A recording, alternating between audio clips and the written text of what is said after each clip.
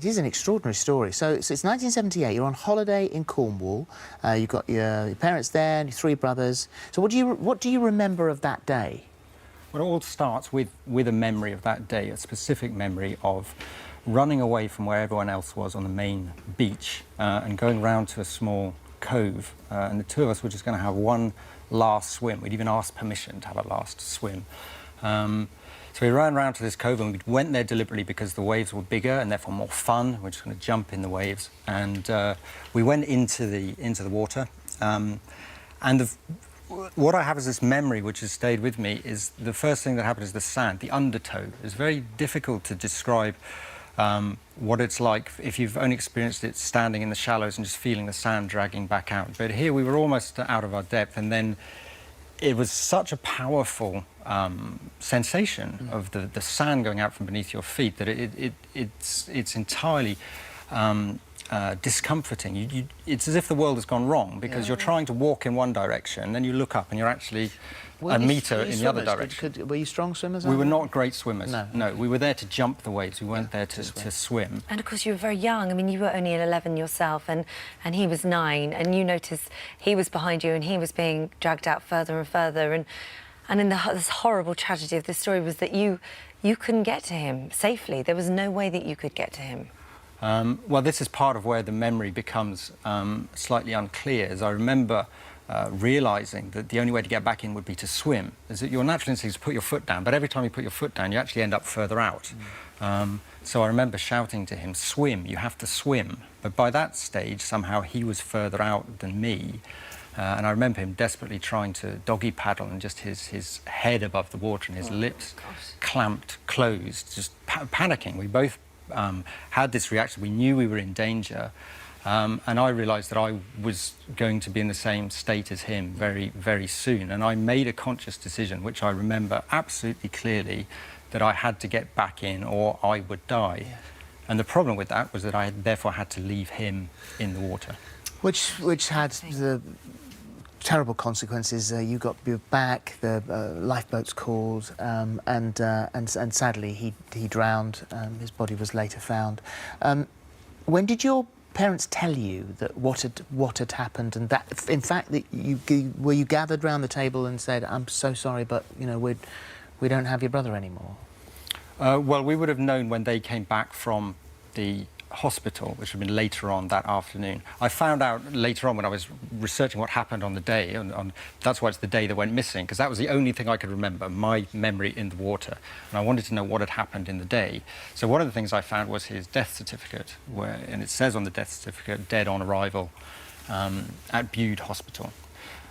And then my parents would have come back towards the end of the afternoon and told us that he was dead. So that's when we found out. But I've discovered all these things later on, and in the book, it's that journey of discovery as well to find out what actually happened. But you didn't, because then the family, if you go back, you've got to go back. You leave Cornwall, you go back for the funeral, which the children weren't allowed to go to, and then you go back to Cornwall, and because there was a week left of the holiday, go back and continue the holiday.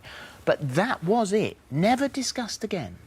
Well, when this week we went back to the place where we'd been on holiday. I didn't know about that. I'd completely blanked that out of my mind, as my brothers had as well. Yeah. They didn't know this existed. So it was only when I started talking to my mum, quite recently when I was writing the book, that she said we'd done this. It was a huge shock to us that we'd done this. It seems like a very strange thing to do. But I think it was, in some ways, it was very defiant of them. They wanted to say, look, life has to go on. And I think they had good intentions. And the intention was to say, it was almost like getting back on the horse. So and it was the only way they thought to survive it, I guess. And it was your kind of dad that was sort of the ringleader of this in a way, because it was his grief, his way of coping on it, and then that affected the rest of the family. His birthdays were never never discussed. The anniversary of his death was never talked about. You never visited the gravestone. And it was when your father passed away, sadly, that then you felt able to revisit all of this. Was your mum finally relieved to be able to talk about it? I think she was very relieved, yes. I'm sure the reason I found out the date, because I blocked out the actual date, my mum hadn't forgotten the date. She'd just been suffering in silence all that time. And I think it was a huge relief for her to talk about it. But his birthday, for example, I'd forgotten that. My brothers, I think, had forgotten the date. I only found out the date of his birthday from the death certificate. So you can see how extreme this had been. But I don't think it was uncommon at that time to try and block out grief in this way. It was thought to be the best way to move on. Writing this and discussing it openly, do you feel like it's helped you deal with your grief better, or were you actually doing all right before? I think it has definitely helped me deal with it, because the problem with moving on is if you don't accept that there are some strong emotions to process, is that they just wait for you, and they'll wait for you. And I think at some stage you have to confront it. Which has changed the relationship with your children, hasn't it? I mean, you are much more open. You'll discuss things more than you would have done with your family. I certainly try to, but I think the general atmosphere has changed about emotion. Yes. We are more we have a vocabulary for emotion as well, which I don't think we had. This is 1978 when this happened. And I think this was it was just an extreme case of... Stiff upper lip. Pulling yourself together, get on with it. Yeah. And that's something that we now don't admire as much as we did then. But in some ways, that would have been admired, I think, at the time. Yeah, no, you're quite right. This is the story, the day that went missing, a family story. Richard Beard, and thank you very much for coming in and talking about it today. Thank you.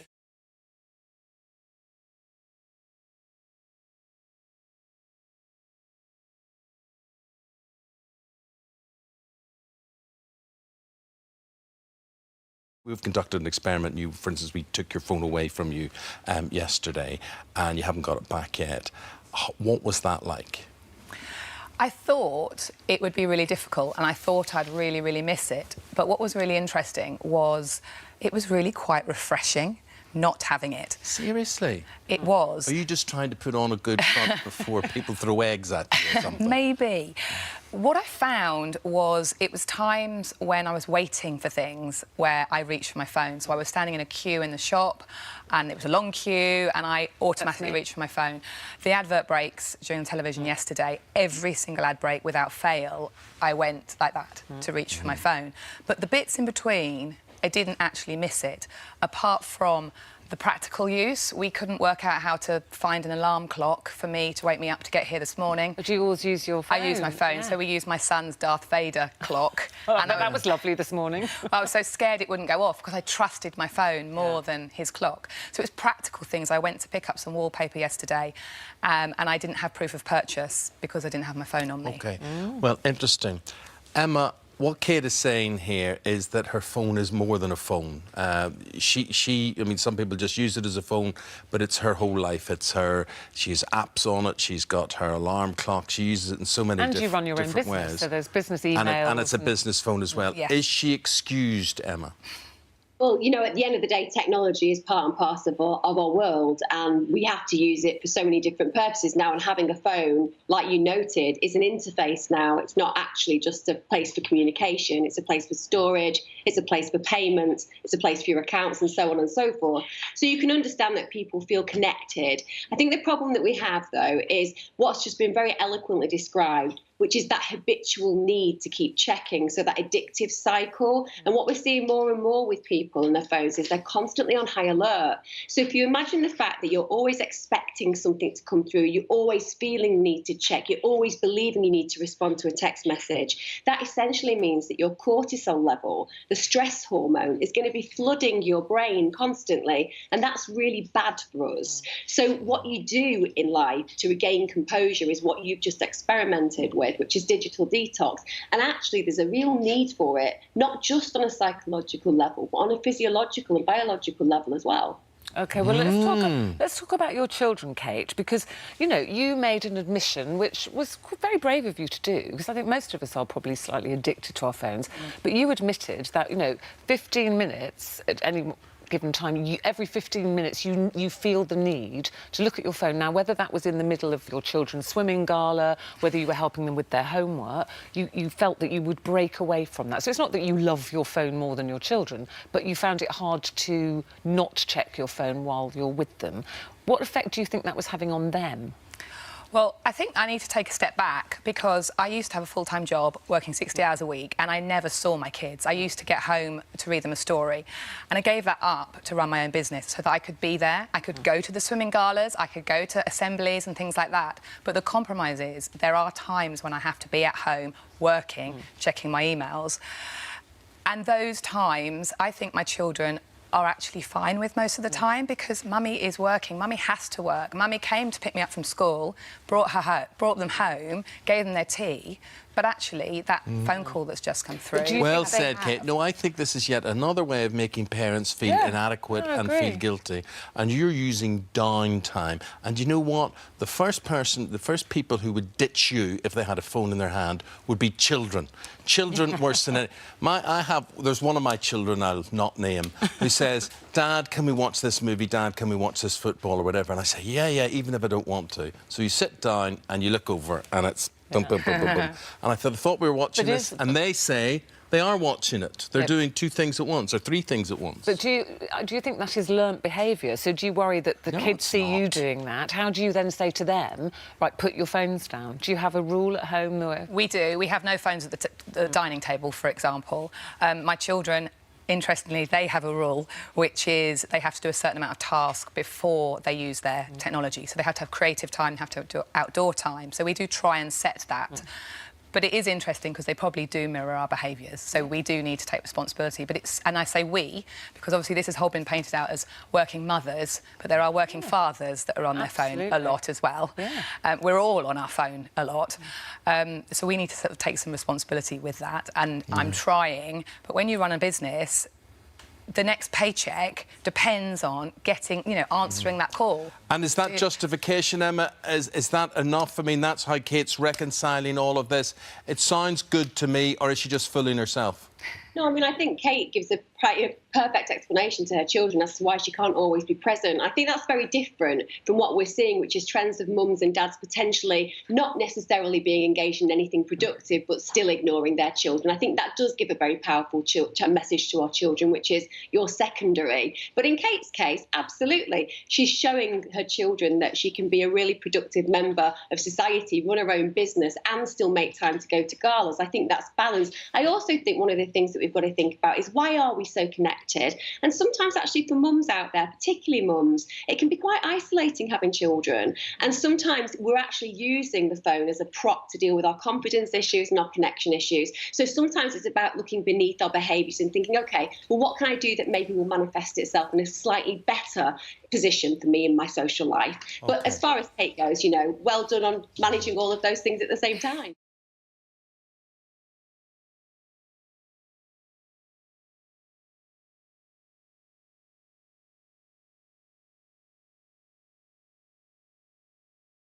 Whenever we speak about organ donation, at one side of the story there's joy and life, and the other side of the story there's tragedy and loss. And sadly for you, that was your part of this. And Jemima, your daughter, this is the 10th of March 2012, and she had a pain in her head and collapsed. And what was it? What did it turn out to be? It was a giant brain aneurysm.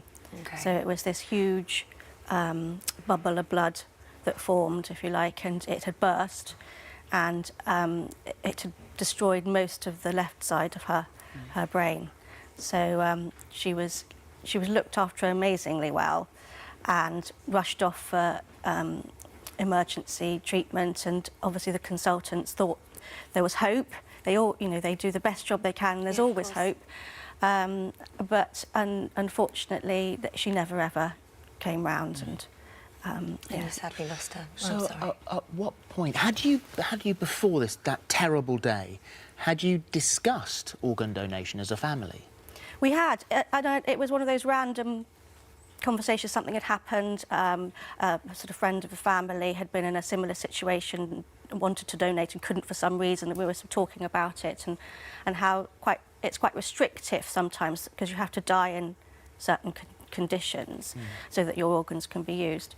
And we're just talking about it in general. And of course, both our girls were quite young and they'd never heard of anything like this before. It was a horrible idea, taking something out of somebody and putting it in somebody else.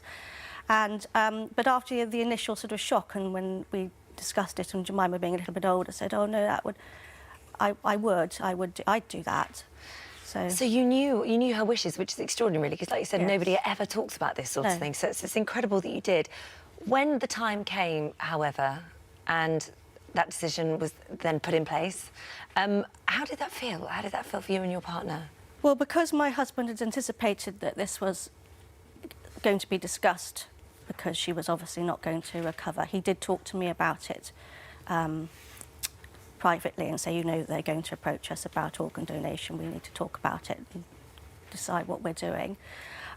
So it wasn't a shock, but it still seems very wrong, you know, because she was still sort of ostensibly breathing and... Yeah. And the parent, you're protecting her. Yes, Right. and you know, her heart was beating, and you think, I can't be.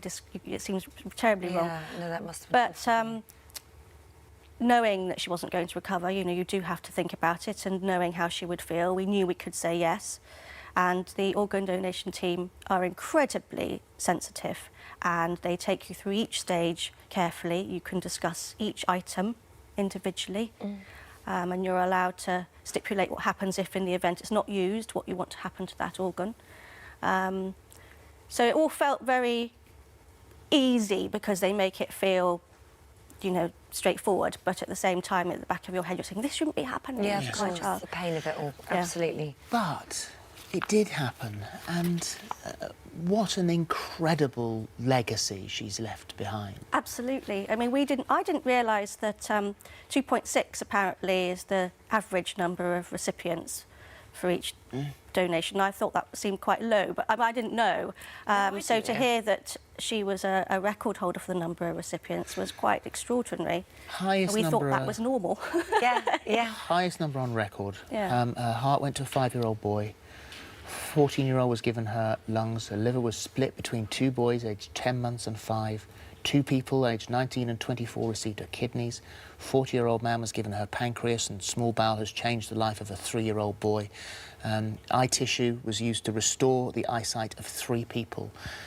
And it is extraordinary to read what she's done. It is, and it's lovely to think that, you know, she is going on, you know, even though she obviously won't have children, but you sort of feel there's bits of her that will continue in a different way, and it's lovely. Yeah. And it seems so absurd that we haven't got to the point where it is an opt-out system rather than the opt-in system that we've got now, because I suppose, really, the opting out means that it takes that decision away at the worst possible time of your life. It also means we're all now going to have to start talking about it a lot more. You know, so that people do know your wishes. Because I think even with the opt-out, even if you've said yes, I think close relatives will still be able to say no if they feel it's wrong. Right. So I think, you know, we still need to, particularly for parents, I think we'll have that. Still work to be done. Yeah, still need to talk about it. It still needs to be addressed, and death in general should be discussed. Well, you I said mean, that's the thing you regret the most, is actually yes, not I having know. those It's just not having that conversations. conversation. And What would you have said, though? What would you... I don't know. It's just because she had these little kind of funny premonitions, and I could sense the fear, because there were little things she said, and later on when we found her diaries, we read them, you know, that she didn't feel she's ever going to grow up. There were these things about the age and number 13, and because that was her age. I felt very sort of cold every time. You know, you kind of your heart stops, because you sort of think, I can't acknowledge this or talk about this. Let's sweep it under the carpet and talk about happy things. But I think if I had, for her, it would have been reassuring, and it wouldn't have been a frightening thing.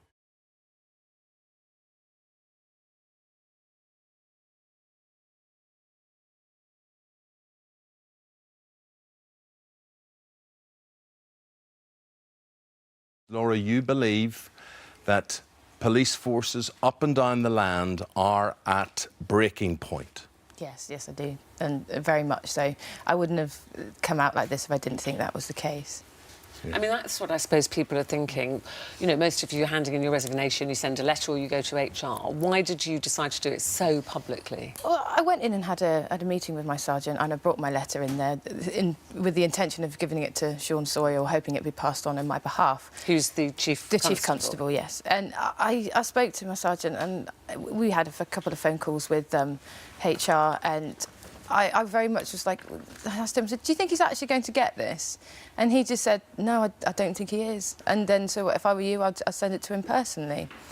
And so that night I came back and I thought, right, now I've made it official and handed my resignation letter in.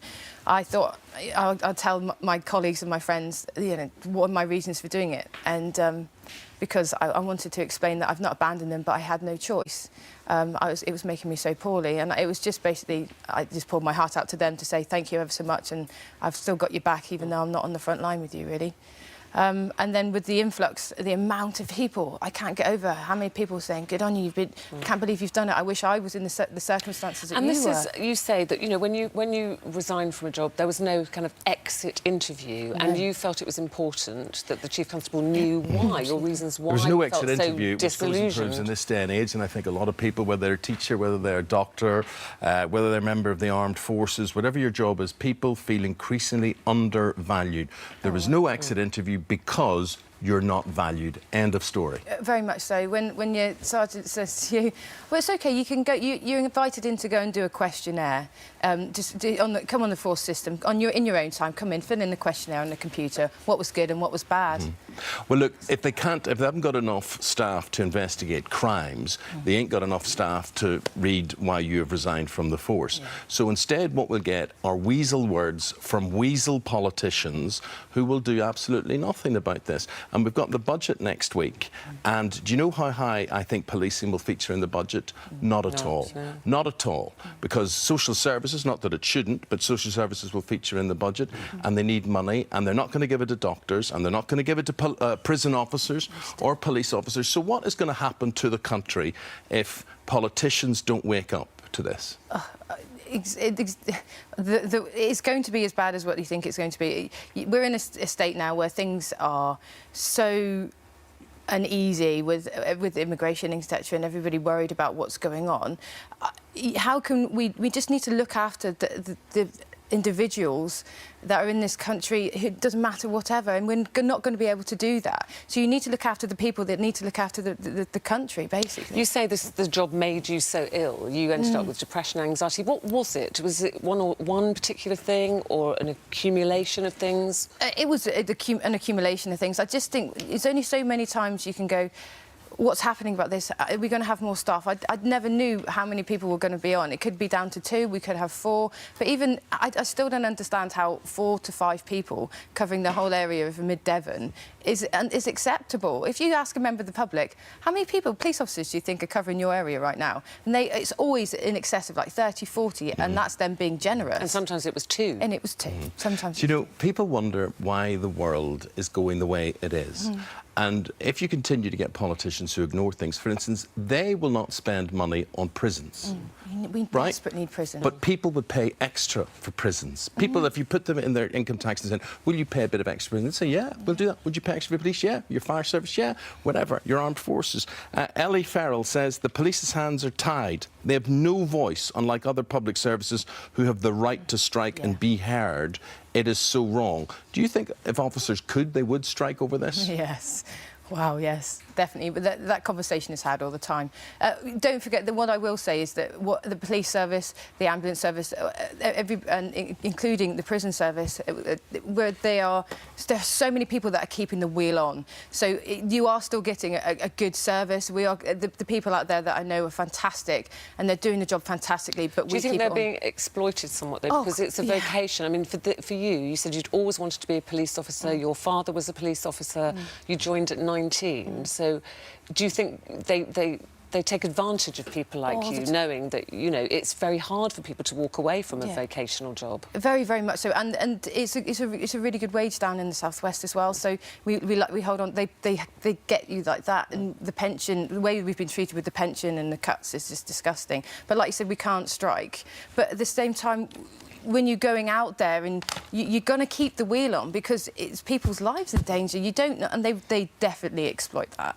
That's my main bugbear, how they just kind of go, we've got to make it work. And we do, because you're not going to go and see a member of the public or your colleagues or anybody getting hurt because somebody wouldn't give you many police officers. Was your life ever in danger, do you think, because of lack of staff? You know, I think any day you go out dressed in a uniform, your life is in danger. Yeah, even down to the fact that you've got, like, say for example, because you're blue lighting from one side of the patch to the other, so 35 minutes sometimes, and at 3 o'clock in the morning when you're the only, you and one other are on, and you're blue lighting here, there, and everywhere. Not only in danger because of the job and circumstances, you're absolutely physically drained.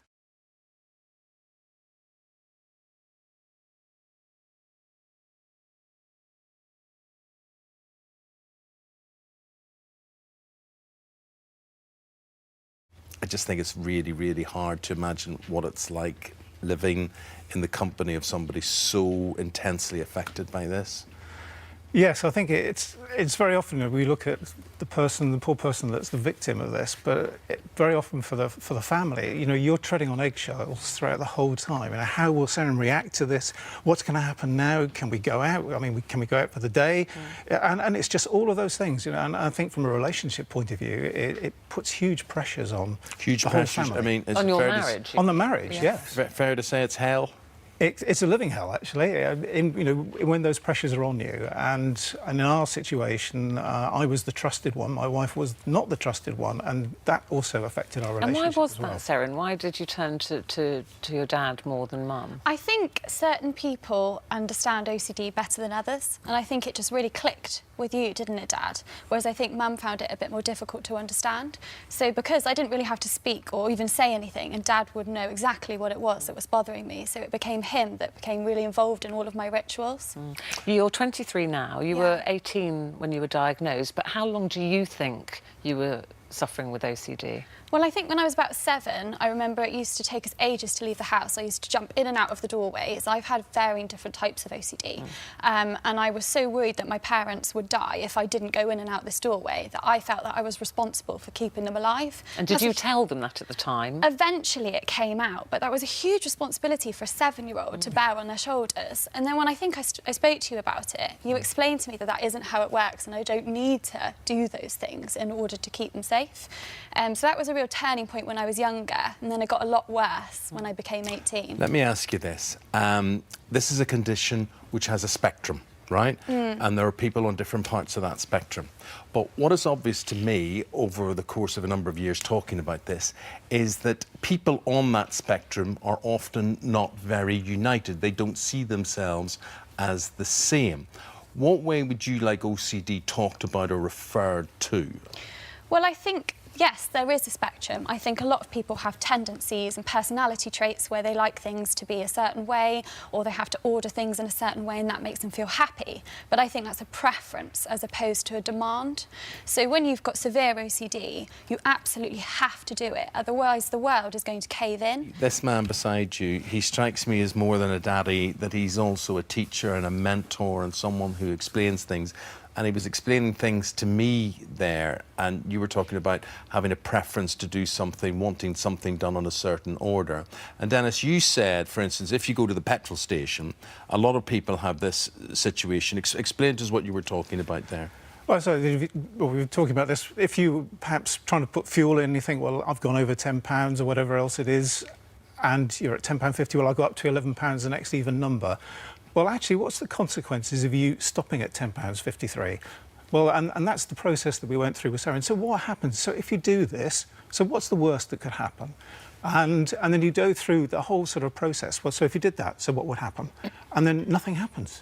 And isn't the whole theory blown out of the water? It is to us because it's logic, isn't it? But when you said it's so severe, you said there that we saw you checking everything. There's also one of the types of OCD is contamination. So we saw you there washing your hands, washing your hands, washing your hands.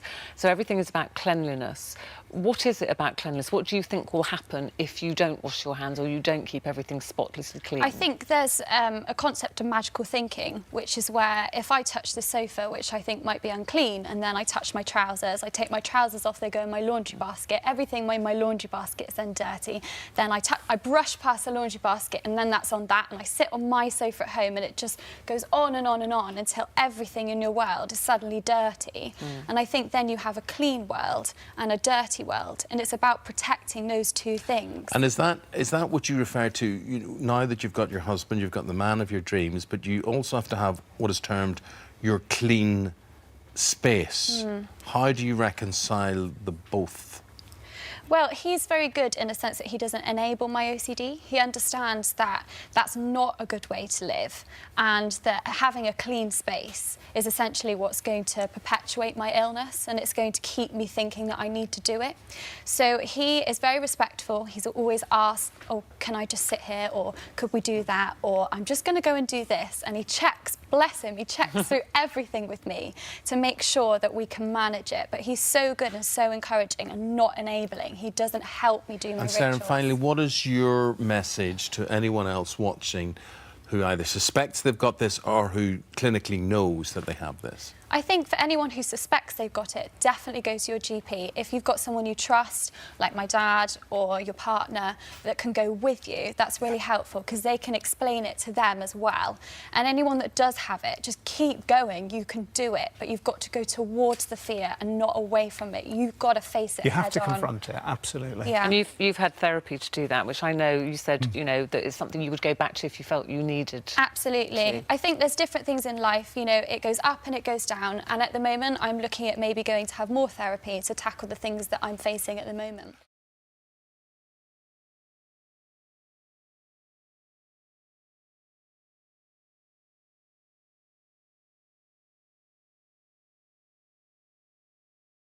We would like you to meet 9-year-old Leland Wicks, who was born with Treacher-Collins syndrome, a condition which features in the new Hollywood movie Wonder, starring Julia Roberts and Owen Wilson. Well, just like the main character, Leland also suffers cruel taunts at the hands of school bullies for the way he looks. Well, Leland joins us now along with his dad, Andy. He was also born with the same condition, and his mum, Samantha. Welcome to all of you. It's lovely to have you here today.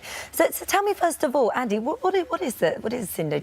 Treacher-Collins? Treacher-Collins syndrome. It's a facial bone disorder. You can have different severities. There's all sorts of severe, moderate. Yeah. I'm quite lucky. I was born with next to no deformities. With Leland, he was born with microtia of the left ear, hair lip, soft palate, and obviously had no middle ear canal on his left-hand side, so he had to have a Baha tract fitted when he was 6 years old as well. Okay. Well, it's a very rare genetic condition, and when you met, you knew there was a 50% chance that it might get passed on. Yeah. But that didn't stop you having your lovely children. No, of course not. And Callum was your firstborn, with you two together, and he was born and he didn't have the condition. No, not at all. And Leland, you didn't know about Leland until No. after he was born, so all the scans all showed up absolutely clear, but on the moment he was born, you knew. We knew, but it didn't change anything straight away. No, why would it? No. And it always amazes me how cruel people can be, even initially when he was in the pram. Yeah, he walking down the street, people used to stare, And say say things. how ugly he was. Oh, God. Into the pram. Yeah. People are That's just thick, aren't so they? I mean, what an wicked. extraordinary thing to do. To me, it didn't bother me. It just went over my head. Yeah. Sam took it to heart and Yeah, struggled yeah. with it. Well, also because for you knew what this was like. You've already lived your life. You've already lived a childhood. You know what those kids are like in the playground. Yeah, I was the first one to take the mick out myself, so they couldn't get me. I was called rat face and things like that. Oh. What Leland? What's school like for you? And I know that they act very quickly if there are any issues. The school is absolutely brilliant. But what's it been like? Good. Difficult sometimes. Yeah. You've got broken fingers here. Why has he got broken fingers? He was pushed over in the playground. But it was an accident. It wasn't. It was no malice. But yeah. Yeah. And so, as a family, then, because there's lots of love in your family unit is what keeps you all going. What is it that you have said then as parents to Leland to help him through all of this and to help him with those bullies in the playground? Is ignore him. Ignore him. And if he has got a problem, go and speak to a teacher. Yeah. But I've always brought him up to... we take the mick out of each other, and that's how we deal with it that way. It's like with his ear, his granddad's... He's chunky. Leland's my little chunky monkey, and we call him Chunky Monkey. But what's your granddad's nickname for you? Fat Boy One Ear. Fat Boy One Ear, and he loves it, and that's his relationship with his granddad is brilliant with that. Yeah. So because he knows people can't take the mick, then because he owns it. He owns it. He'll go and say, "Well, that's me."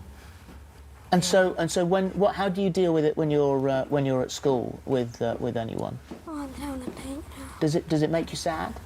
It does make you sad. Yeah, some days he doesn't want to go to school. Yeah. And so you say you can deal with that, and obviously you have quite a robust way of dealing with this between the two of you, which will shock some people, but that's the way you cope with it. It's harder for you, isn't it? As a mum, yeah, because I see it all the time. With Leland, obviously Andy goes to work, so I take Leland to school and pick him up, and he'll come home, a certain person, or I've been picked on today. And, you know, Leland is my little boy, and nothing will ever change Leland. It's very hard. And half of this is ignorance, really. Ignorance of the condition, ignorance of what it's like, and all of those things. And that is why, actually, this film, Wonder, is brilliant. Amazing. It's amazing, and there's parts of the story which I can pick up on and I relate to, and there's parts of the story which I know Leland will relate to. He's started reading the book. He's not got far through it. He got a bit sad last night reading it. Did you? Yeah. Did you? It upset him a little bit. Because it recognised so much of himself in the story. Yeah. Well, it's not out yet, although I think we're about to tell you something that we find quite interesting if you do want to see it, but you're going to go as a family and watch it. Yeah, all of us are, good. And Leland, thank you for coming in today. You've got your wristband, Leland. Yeah, our Be Kind Only wristbands everybody on. was a bit more kind, right? We wouldn't even have to be sitting here having this conversation, don't you think? It's lovely to meet you. Thank you. Thank you. Very much indeed.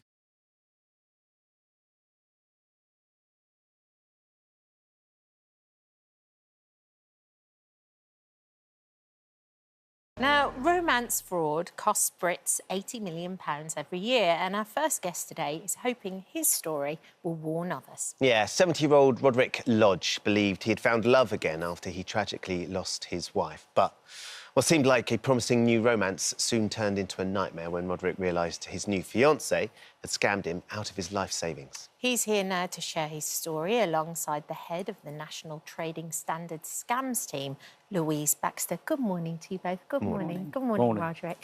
Can I start by chatting to you, first of all, about... So you lost your wife. You've been together for 25 years. Can you tell me about how this whole thing first started? Well, I had been in the UN for over 15 years and I'd visited Kenya a lot. I've been based in Kenya from 91. And I'll be honest with you, I love the country. I love the smells, colours. But when my wife died, I was in a situation where new horizons, I thought. So I went back to Kenya because there were lots of friends there. And I met this lady. And quite quickly we became intimate, and I thought she was going to be a part of my life. That was in 2020. And then by 2023, I'd retired the year before. And I thought that this lady was going to be a part of my life. But then she got a job in southern Sudan. And we ended up, she said, look, I've got another friend who has heard about you. And can I invite her to communicate with you? So we started chatting on Viber. And we started just a chat every day. And within 3-4 months, it was going further. And even though I hadn't met her, I started thinking of marriage. Stupid. But anyway, I just... Yeah, It seems, I mean, in hindsight, you can hear how that sounds, but in the time, in that moment, Roderick, you felt a real connection with this person. Totally. And because I'd retired, I could spend more time there. So in December of 23, I went, and I was staying with friends throughout the country. This is in Kenya? In Kenya, yeah. But to be honest with you, by the at the end of the April, she wouldn't come to meeting. I said, come to Nairobi. She was at the coast. And I was sending more and more money for... So the way this transpired, you had this original friend. Yeah. That relationship had to end for whatever reason. She connected you up with one of her friends. Yes. And you were just communicating via text, via email, via WhatsApp. Yeah. And this friend started saying, look, I'm building this house. This could be our forever home, but I need some money to try and keep it going. Could you send me some money to start improving the home? The original lady, had told me that Anita, this lady that was created, had got a beauty business. She got 30 employees. She lived in a very nice part of Nairobi. She got 2 cars, 4x4, and sounded like a real businesswoman, you know. Yeah. And there's a lot of very capable women in Kenya, to be honest. And so I started funding the development of the house. She had actually built the house, but needed the actual internal fitments. But it ended up totally, altogether, about 85,000. That's how much you sent her? Yeah. Over the space of how long, Roderick? Well, that was... I sent a few thousand to Mary to help her just with her car and such. But so with Anita, it was over a year. Over a year, you spent £85,000.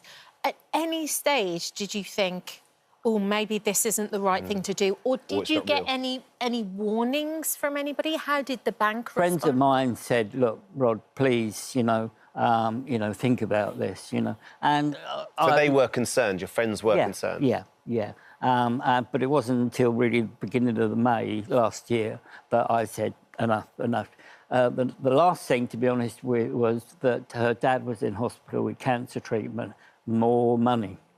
And I said, so I got a friend of mine who lived in Mombasa to check the hospitals for me. No such person. So you'd gone to Kenya to try and finally meet her because you'd been communicating, sending all this money, and then she kept avoiding coming to see you in Nairobi. She was some different part of the country. But by the time you'd sold your house, you'd gone over there, you were funding your stay by staying in Airbnbs. By the time eventually it dawned on you that Anita didn't exist, you didn't have enough money to come home, did you? Absolutely. I've been very lucky over my years in aviation where I have a very good core of friends. And lots of my mates, in fact, they used to work for me when I was in the UN because I used to have air ops operations. And all the guys, one particular guy, a very, very good friend of mine, a French chap, he's a 380 driver with Emirates. And they actually clubbed together, the group of the boys clubbed together to get me a staff ticket home. So you've spent all your money, your life savings have gone, you've sold your house. Yeah. And you realise it's all gone on a scam. Yeah. What did you do when you came home? I went on the streets for 2 weeks because I couldn't actually find a location that would allow me to go into the system of being, you know, without a house. And eventually Guildford helped me because I used to live in Guildford Borough. And they helped me. And so for 2 months I was in a housing, hostel. Yeah. I still had to pay, but thank God I've got a few pensions, but I basically live from month to month. And Roderick, is there anything you can do about this now? Have you pressed charges? Have you opened an investigation? I've done that with the Kenyan police. Right. The problem with Kenya, seriously, is it's a great country, but unfortunately you need money to do everything. Right. You can't get the police to do anything without money, and I didn't have money. Yeah. And they actually warned me, because we actually physically know where the original lady lives. Right. And they told me, the police told me, said, do not go there because she could say you're intimidating her and take a case against you. Not that I've got any money to pay for her court action, but yeah. I think your bank, one of them particularly, reached out a number of times and said, look, Roderick, we aren't sure what you're doing is the right thing to do. I just need to give you their right of reply. This is what Halifax have said. They questioned the payments you were making on multiple occasions to the legitimacy of Anita, and they gave guidance on romance stands. We spoke to Mr. Lodge on several occasions to express our concern about the payments, To ask how he knew the person claiming to be his partner was genuine, we explained the threat of romance scams specifically, but unfortunately he continued to authorise the payments. We urge people to never send money to someone they haven't met in real life and to always listen to advice or warnings about scams from their bank. I mean, in hindsight, you can hear what they're saying there, and it seems rational to us, and you've already said what an idiot you were. Why do you think, Roderick, you fell for this so... Well, because the contact came through the First Lady, I honestly thought that couldn't be the case. You know what I mean? It's not like one of these romance scam operations from Nigeria, you know what I mean, that so many people get caught by, because I had known... There was a tangible person at the start of it. Yeah, yes. Louise, let's come to you now. These romance scams are really on the up, aren't they? Yeah. Cases. Who's most vulnerable? The people that are currently reporting that they are victims of romance fraud are the 55 to 65-year-olds. That's the highest category. It's gender equivalent, so it's equal to men and women. There's a slight difference, with 52% saying it's men, 48% saying it's women. But it's massively underreported because of the blame and the shame around it and the embarrassment. But I think we need to call it what it is. It's abuse. It's emotional abuse. So Roderick was emotionally abused. He was coerced. He was groomed. He was controlled and manipulated by somebody he thought that he was in a relationship with, and who hasn't given money to somebody that we're in a relationship with. We wouldn't think twice about it. Yeah. So we've got to be kinder to people that are victims of fraud and scams. Even some of the language we say, we would never say, I fell for a mugging. We say, I fell for a scam. So we're putting too much heat on people like Roderick. So you're extremely brave, as you know, that I've already talked to you about, in the fact that you've come on to talk about this. Because the only way we're going to deal with it is by driving the reporting up, which will then drive the law enforcement response up, and actually us getting a truer picture of the scale of it. What can we do to, if you've got family members, you've got friends, and Roderick's friends were trying to say something, the bank clearly made an effort to try and get him to think carefully about this. What can we do to try and protect the people around us that we're worried about? Come on, Louise, come on, programmes like yours. Yeah, Roderick, we don't want them to come to this stage, though, do we? We want to stop them before that, so... Something about, so there's a acceptance of we're in what I would call a storm of vulnerability at the moment. Right. So you've got situational vulnerability. So without telling you, but we've had this conversation, is bereavement causes situational vulnerability. Loneliness, social isolation causes that situational vulnerability. Loneliness is the equivalent on your health of smoking 15 cigarettes a day. Right? So we lean into things, and then if somebody gets us in one of those periods of vulnerability or susceptibility, we get pushed into what's called a hot state, which then challenges our decision-making processes. So the best thing to do is ask someone else who's objective. What do you think about this? What do you think about these communications? And if you're that person that gets asked, deal with that person kindly and empathetically.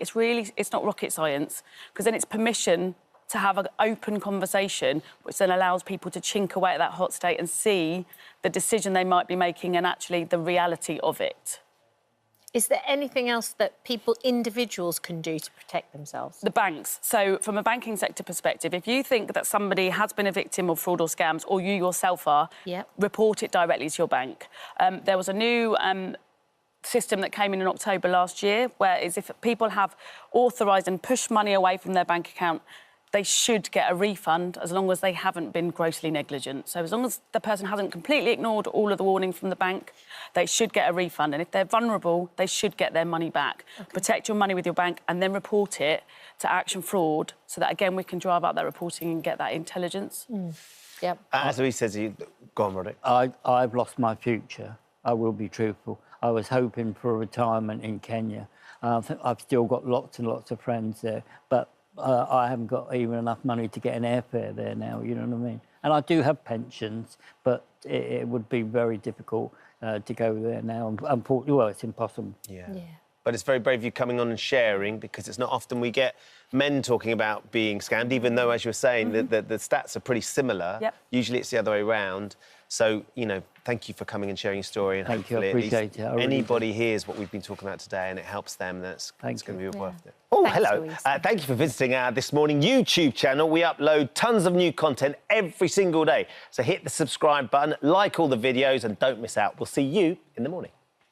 Jamie Lee Arrow joins us now. Good morning to you. Good morning. We have to watch some really difficult things, don't we, when we're doing this show? And I have to say, this is the most difficult thing I have ever watched because of the cruelty that was involved from your father to you during your childhood. I found it really, really distressing when you were just a little girl. Can you tell us a little bit about that? So when I grew up, I had my dad and my mum, and at my dad's house, it was like stepping into a horror movie. And my dad was very unpredictable. He could go from being the kindest, funniest, most charming dad to being this monster. He had a fascination of the devil, didn't he? He was completely obsessed. How did that manifest itself, Jamie Lee? How did he express that fascination around you as a little girl? So he often spoke about the devil and demons and such, and he always had these paintings and stuff all over the flat. And he was an artist himself, so he liked to draw the devil and demons and really scary pictures. And he always wanted me to believe that he wanted me to turn against God and instead worship the devil from a very young age. And right from that early age, your mum and dad were split up. You lived with your mum, but you would go and see your dad too. But he'd make you watch horror movies. He'd tell you that faces were coming out of the wall. He taught you about voodoo dolls. It was really really traumatic. Yeah. Yeah. So we could lay on the bed and in the darkness, and he would go like, "Could you see those faces all around us on the wall and the ceiling?" And I was very bullied when I was a child, and his solution to that was to give me a voodoo doll to use on my bullies. So that darkness was just so normal to me. It was my everyday life. It's really interesting. So his girlfriend, Hella Christensen, came into your life. And I think you were really taken with her. When they first got together, it was a really lovely relationship and you were really drawn to her. She was a really lovely person. But it quite quickly turned, didn't it? How did that relationship deteriorate? So when they first met, they were really nice to each other and I really liked her. I thought she was so beautiful and she was so funny. And she was not like the other girls he had introduced me to before. So I really started loving her, like, immediately. But they did meet at a mental institution, so they both had their problems. And so that relationship turned very toxic very quickly. And they were not good for each other at all. Your father eventually murdered her. How did you find out what had happened and that he was responsible? So my mum actually sat me down after a long day of her being very sad and upset. And it was a very long process before she even told me. But when she sat me down, first I didn't want to hear it. I went like, "No, don't tell me, Mum, I don't want to know," because I realised it was going to be something really awful and I wanted to protect myself. But then she went, like, ripping off a Band-Aid. She went, "Helle is dead." And my first reaction to that was it Dad? And she went, "Yeah." But you didn't fully understand the full brutality of the murder at that point. How old were you at that point when you first found out? So I read the word cannibal on the newspapers, like, a few months after that. But I didn't know what cannibal meant. Because you were about 9 years old? Yeah. So I went and Googled it. But So your mum protected you from the most gruesome details? yeah, she she will not tell me that. I didn't go to school, I didn't go to shops, I didn't watch TV. Everything changed because she wanted... To protect you? Yeah. But then you saw a newspaper with your father's picture and the word cannibal. Yeah. So when I saw that, like, I froze. I didn't know what to do. Then I Googled the word cannibal, but it still didn't make sense to me. It was very hard, difficult words describing the word cannibal. But my mum went to me, "Please, Jamie, don't try to find out anything more because we are doing this to protect you. You don't want to find this out." So I actually didn't quite find out the whole story until my dad told me himself. Yeah. Also, the reaction of other people. You must have been ostracised by friends and schoolmates and other people who knew the full story as well. Yeah, so when I went back to school, like, all of my friends were acting differently towards me, and everyone was asking about the murder, about my dad. People were scared of me and my dad. So it really felt like I had been robbed of my identity after the murder. Yeah. Interestingly, in the documentary, you talk about the fact that you remained connected to your father and you sort of went and spent a lot of time with him through your teenage years, which were very troubled years for you as well. You were drinking a lot, you were taking a lot of drugs, and yet he was the only person that wasn't judging you. And he sort of, and that relationship, you probably got closer during that time. Yeah. With the trauma that you were dealing with. Do you think he was drawing on that to get you close to him? Yeah, so he knew that my mum wasn't agreeing with my drug addiction and... Which, as a mother yourself now, you can understand, I understand, right? Yes, definitely. Now I see everything from a whole new perspective. So my dad became the one I turned to because he was the only one that was accepting of my lifestyle. He wasn't judging me and was treating me the same way. So it was only natural for me to become closer to him. Because he also wasn't in a prison. He was in a psychiatric ward. Yeah. So you could then go and visit him, and then you actually became closer and closer again for a short period of time. Yeah. So I didn't see him for 2 years after the murder. Yeah. But then I was tricked into seeing him again. And when I first saw him, he was so normal, and he didn't even mention the murder. And when I started seeing him on my own, he slowly started brainwashing me into becoming like him. And he made himself my entire universe, basically. You eventually, within that period, suddenly your relationship broke down because there was a moment when he became quite violent and aggressive towards you. Yeah. And it was scary. And so in the period when in the documentary, it's 4 years since you've seen him, he actually agrees to sit down with you and be interviewed regarding the murder and what he did to Helle Christensen. What was that like for you, Jamie Lee, sitting down in front of your father and him talking so calmly about the brutality of what he'd committed? So, because of the circumstances, it was a very special situation to be in with all of the cameras, and it was not the way I had imagined it to be when I sat down to talk to him. But it's hard, you know. I would always love my dad. I don't love what he did, but it's hard to sit there and watch someone so evil and try to talking to me and trying not to feel the love for them and trying to remind myself that this person is not good for me. This person is not. I can't have him in my life. So it was very sad for me to sit there and talk to him and to watch him being that unwell. I think that's one of the things that comes across from the documentary is just how manipulative he was of you from a very young age. You've now got a boy and a little girl of your own. Yeah. Will you see him again, do you think? And would you allow them to see him?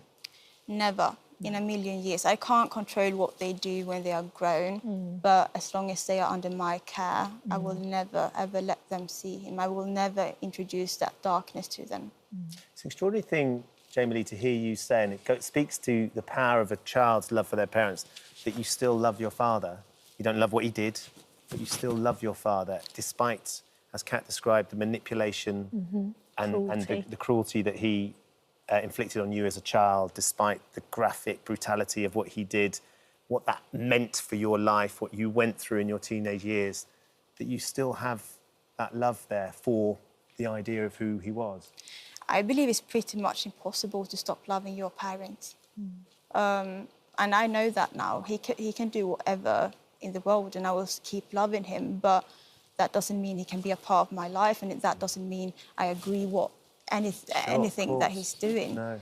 And it's sad, and it's like I'm grieving on a live person because he might as well be dead. I think it's indicative of the importance when you're a parent, if you have children, of just how powerful that bond is, and it needs to be nurtured and respected and loved, because that enduring love is extraordinary. We did reach out to your father for comment, but he hasn't responded. Jamie Lee, thank you for sitting down and talking to us. Thank you so much. Thank you. It is a remarkable documentary. It's not easy to watch, but No, it really isn't. Your calmness and your eloquence is just phenomenal within it. You can watch Evil Lives Here. The Killer Speaks on Discovery Plus. Right? Oh, hello. Thank you for visiting our This Morning YouTube channel. We upload tons of new content every single day. So hit the subscribe button, like all the videos, and don't miss out. We'll see you in the morning. These seizures, you had a job, everything was great, and then the unexplained seizures started, and you're still under the doctor now, being checked out, trying to figure out what it is that's actually causing this. And so because of that, you had schooled the kids in what to do, because there was a likelihood that they might have to act. When I'd finished work, I had to... That was when the problem started with my legs.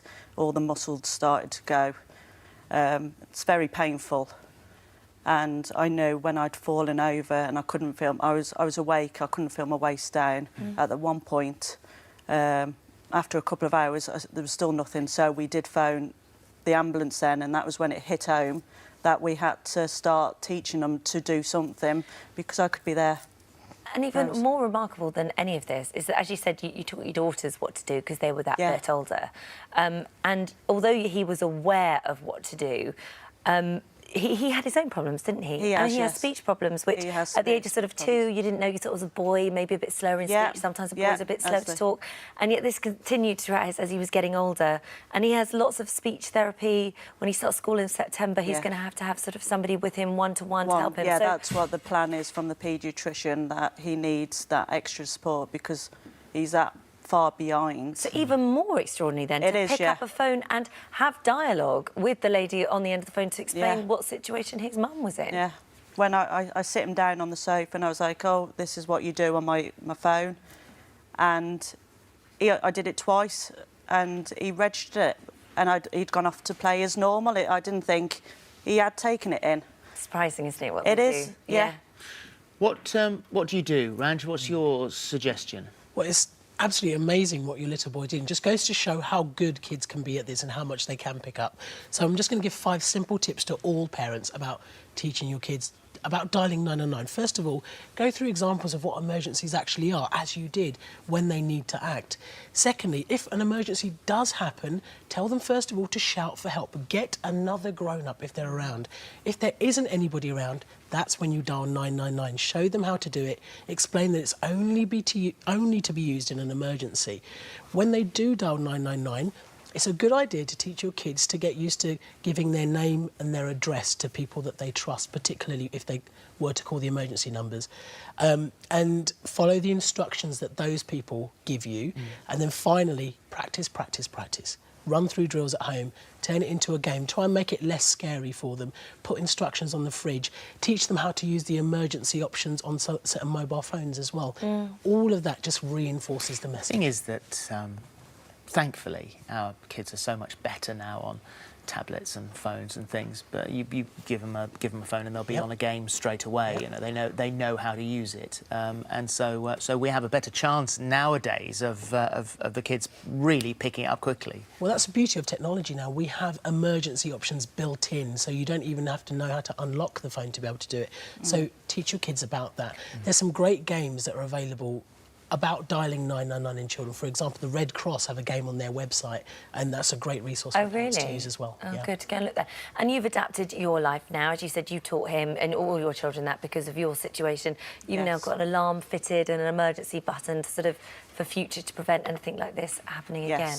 Yeah, it has to be, because I'm on my own now, especially when Jacob will be going to school in September. I have no one apart from my mother-in-law or my family that comes around to sees me and friends, that I could be on the floor and no one knows.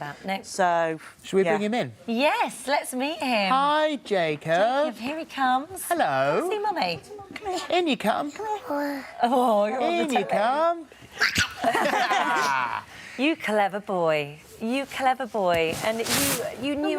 Meow, meow. You want to see the boats? The Come with boats, me. yeah. Come with me. Go and have a look at the boats. So go around that way. Go Go around that way.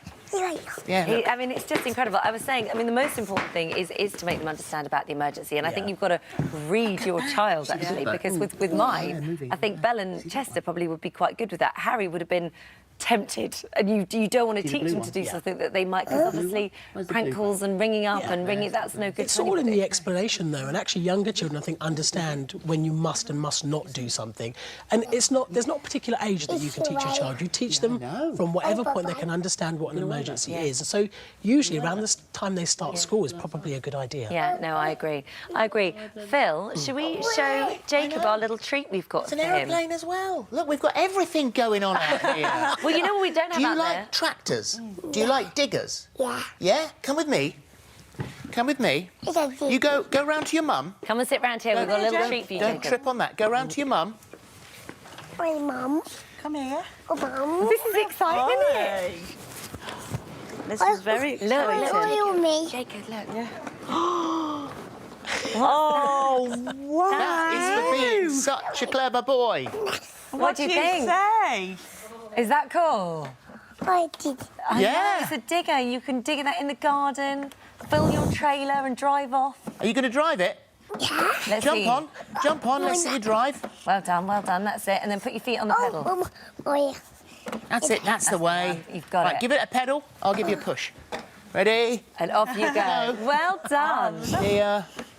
There you go. Put your feet up. Put your feet down there on the pedals. Look there. Otherwise That's you'll the get one. trapped. There you go. That's it. Sweet.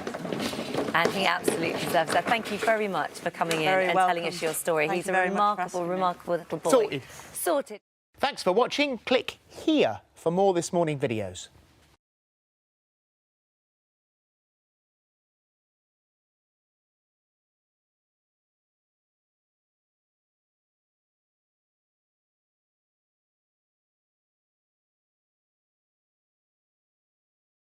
And welcome. It's lovely to meet you, and we'll meet the children very shortly. But this, for Logan, you thought originally, maybe this is just a phase. 18 months is very young. You thought, hey, maybe he'll just grow out of it.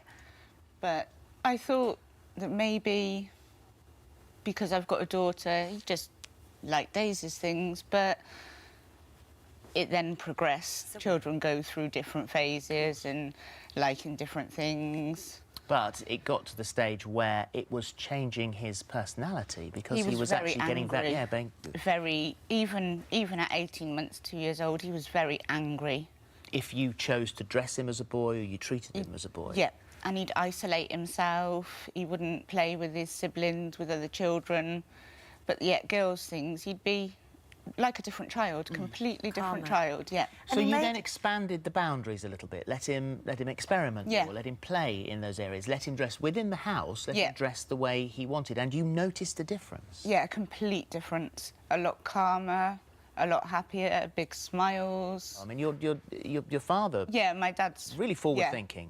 Yeah, my dad is very, very supportive of Logan, and accepted him for the way he is. Well, he said you would just let him live how he wants, see what happens. Yeah. And as you see his happiness flourish, then you know you're doing the right thing. It was May last year that it was quite a big moment for all of you, because obviously this was just in the house, safe environment, the Alfie and the other siblings all accept and know, and it's all part of normal life in your family. But then that change where you go, OK, now you can wear a dress outside of the house. Now, this is taking him to an environment where you can't necessarily protect him from everything. So a big step for you. Not such a big step for him, because you say, actually... He doesn't care. Doesn't notice it. And he likes the bigger the better. So we'll go into town in a Cinderella dress and pink nail varnish and not care. But not everybody is understanding, is accepting or forward-thinking. No. And you have had comments. We've had a lot of comments, but we just try and ignore it's hard, but we try and ignore the comments and look for the positives of it. Well, it's very, very hard for anybody, I mean, to see what you have done as a family, how understanding you are when they look at it from the outside, and to know how you're dealing with it. But as a parent, I think your child's happiness is what counts, regarding of their gender, sexuality, anything. I think what boils down to is the smile on their face, and whether they're happy living that life. And the other thing is, we're referring to Logan as him, you're saying him, we've said him. At the moment, there is no label, you haven't approached... He corrects me. Does he? He corrects me quite a lot. If I call him brother, he'll say quite often no sister. Right. If I say boy or him, not every time, but quite often, me and other friends will get corrected if we say...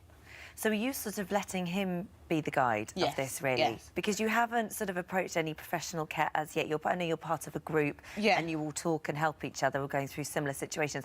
But you don't want to put any labels yet? No, because just to be he's only 4. Yeah. And you can't put a label on a child at the age of 4. Yeah. I can't... Personally, I cannot see him ever changing. Yeah.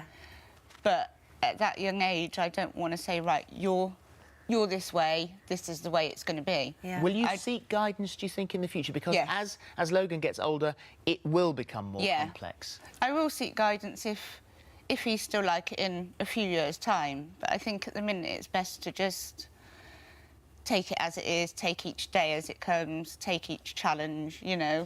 And school, I mean, that's another challenge you face when they're old enough to go to primary school. Well, he's just started wearing... It's been a gradual phase. He started in September in boys' uniform, and then he went to girls' trousers with the rest of the boys' uniform, and then... And actually, it just goes, isn't it? The earlier you start these things, and the more normal it is, and everybody's very accepting environment, it makes no difference to any of the children. The teachers have been brilliant. The other children parents have never questioned it in his class. Yeah. Let's meet both of your Logan your and twins. Alfie. Hiya, Alfie. Hiya, Logan. Hello. How are you? Ah, I saw you on TV. Yeah, we saw you on TV. We saw you on TV as well. How are you? Good. What are you wearing today? Let me see. And who's it? It's Frozen. Are you a big Frozen fan? Are I you? like Frozen. Are you Anna or Elsa? Who's your favourite? Elsa? Yep. Yeah, she does all the magic stuff. and how do you You've got Captain America on here. You know we are talking to the real Captain America. I used to have Spider-Man. Oh, did you? Oh, well, Captain America is on I our have show. Spider-Man socks. Wow. You have, it's all right. You can have a good look around. Of course they can look at the boats. Straight It's over the no back of the problem. They can't come to any harm. Thank you very much indeed. Thank you. You have Really lovely lovely children. to meet you. And good Thank luck you. with everything. Talk about make yourself at home. Yeah, All right, mind the telly. absolutely. Wouldn't That's you? it. Yeah, absolutely. Thank you Brilliant, very much thank you. indeed. Thank you.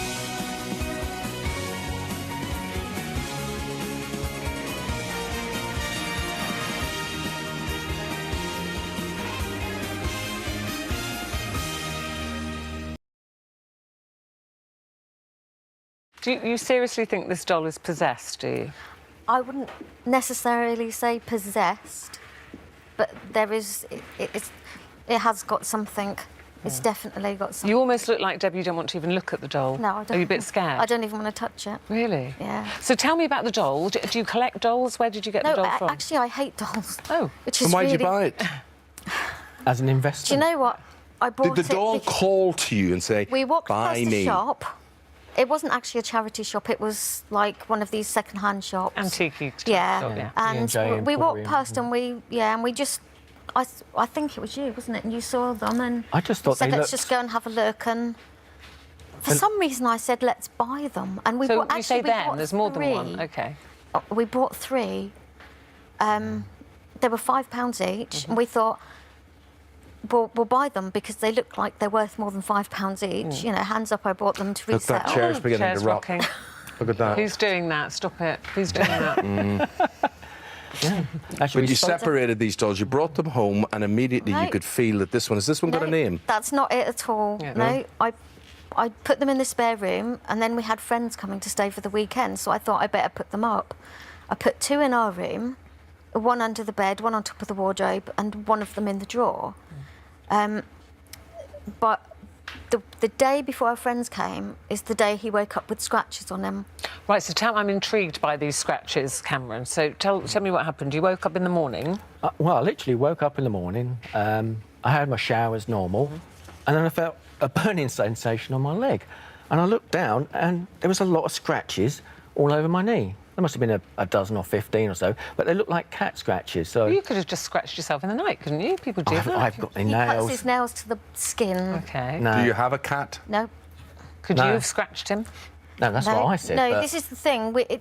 Where the scratches were, and we've got like a big, like extra king-size bed because we need a lot of room, basically. Well, you don't have to explain why you have things like just assume you do. The thing is, I have scratched him with my nails on his neck. Okay, too much and detail. It wakes him up. The thing is, this incident was not isolated. Other things happened. Yeah. And all to the point where you ended up putting Her Highness out in the garden shed, and you locked her up in a box in the garden shed. And then when you went to revisit the box in the garden shed, tell us what you saw.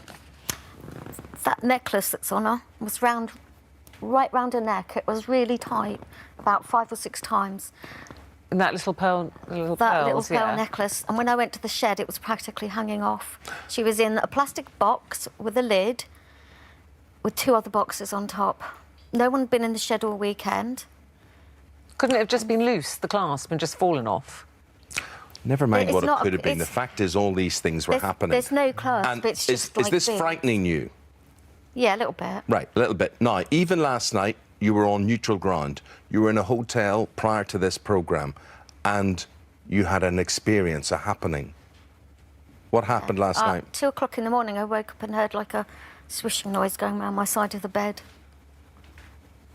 So what, like the dress? What do you think was swishing? Yeah, I don't know. So you put the dog up for sale on... Doll. The doll. Sorry, it was my throat glove. The doll. The reason Ruth's laughing is Ruth believes in these things and she pretends she doesn't. You say that all the time. It's absolutely true. I'm scared. Victoria Claire Fletcher says, I'm a believer, but I think it's strange how pretty much all these reported encounters with spirits are Victorian or thereabouts. Gaynor Green says, my nana has a collection of dolls in her dining room. They're so creepy. They look as if they're just waiting to pounce. Now, you put this up for sale, right? And you put it on the web, right? And you were quite upfront because you didn't want anybody buying this unless they knew this was possessed, as you believe possessed. I didn't list it as a haunted doll. I listed it as a creepy doll. And I didn't at any point say it was haunted. I just said what it was, and I didn't want it in my house anymore. And so you bought it for £5? Yeah. How much is she on at the moment? She's been bought and paid for £866. Wow. Which I'm quite embarrassed about. I just wanted to get rid of it. But you've made 861 quid in profit. Yeah. On Cameron getting his leg scratched. Yeah. That's good. Yeah. Yeah. Well, that's not so bad. And was the person who's bought it interested because they think it is a He's the owner doll of with a powers? paranormal magazine, Oh, right. Ghosts of Britain or something. So, yeah, he's interested in it because of, obviously, what it is. And what about the other 2 dolls you bought with her? Are they, they're in my shed. I don't want them there on eBay at the moment as well. They could be worth 1,600 quid. Someone could come and... If the guy who's bought that one wants them, he can have them. Yeah. I Ruthie, you don't believe this? Well, I'm not. I don't believe in things being haunted. Like OK, that, well, so will you then lift up the doll Yes. and nurse it on your knee? Don't do it, I'm telling you. I'm telling you, don't do it. Don't be all brave. Nonsense. I'm telling you, you could be bringing the spirit home with you. It's enough having one witch in the house without 2. I don't want that.